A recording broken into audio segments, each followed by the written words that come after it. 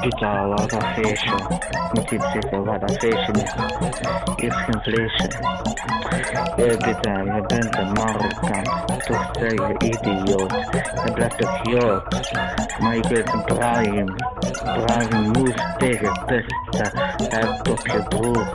Dat het is de zoon van een idioot. Pita is een Jood.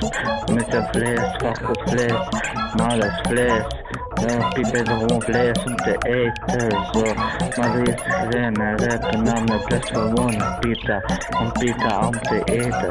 Maar ik kom gangster weer. En ik blijf een echte gangster. Maar jij bent een venster. Maar jij moet gaan flippen op je flipper. En een flippere kast. Je moet niet ramen. Je moet niet op je woorden ramen. Op mijn eigen wonen. Op mijn eigen tonen. Maar je Brahim tegen me pesten. Ze is misschien en ze lijken op elkaar, Pita.